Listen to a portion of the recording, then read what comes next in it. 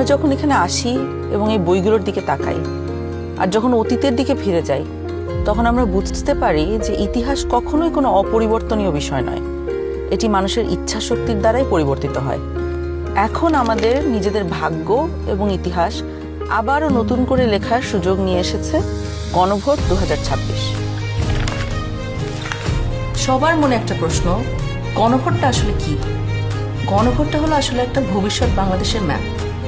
ভবিষ্যৎ বাংলাদেশ থেকে আপনি কি চান আর কি চান না একজন নাগরিক হিসাবে, তার একটা খতিয়ান।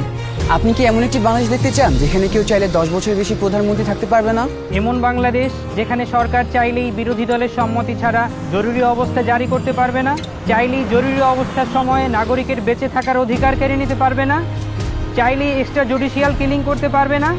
আপনি কি চান সংসদে একটি উচ্চকক্ষ থাকুক?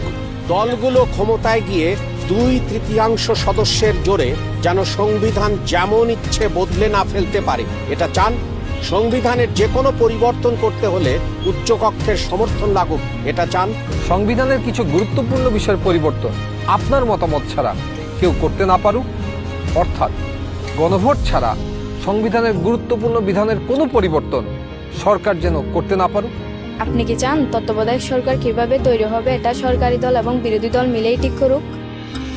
একই রকমভাবে নির্বাচন কমিশন, পিএসসি, সিএজি এসব গুরুত্বপূর্ণ নিয়োগে বিরোধী দলেরও ভূমিকা থাকুক? আপনি কি চান সংসদে নারীদের প্রতিনিধিত্ব বাড়ুক?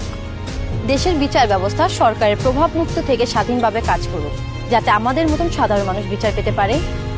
আপনি কি চান সব বিভাগীয় শহরে উচ্চ আদালত স্থাপন হোক? ধরেন আপনার স্বজন খুন হয়েছে, সেই খুনের দায়ে দণ্ডপ্রাপ্ত আসামিকে প্রেসিডেন্ট চাইলেই ক্ষমা করে দিতে পারে। আপনি কি চান আপনি অর্থাৎ ক্ষতিগ্রস্ত পরিবারে অনুমতি ছাড়া রাষ্ট্রপতি এরকম কোনো অপরাধীকে ক্ষমা করতে না পারুক? আপনি কি চান যে আমাদের মৌলিক নাগরিক অধিকারের সংখ্যা বৃদ্ধি পাওয়া উচিত? যেমন ধরেন ইন্টারনেট পাওয়া, এটাকে একটা মৌলিক নাগরিক অধিকার হওয়া উচিত, যাতে ভবিষ্যতে আবারও কোনো খুনি সরকারে সেই ইন্টারনেট বন্ধ করে আমাদের উপরে হত্যাযজ্ঞ না চালাতে পারে। রাষ্ট্রপতি এবং প্রধানমন্ত্রী ক্ষমতার মধ্যে ভারসাম্য বজায় থাকুক, এটা কি আপনি চান?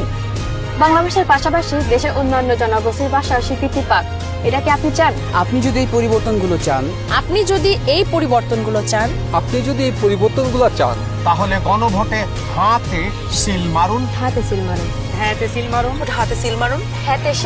হেতে সিল মারুন।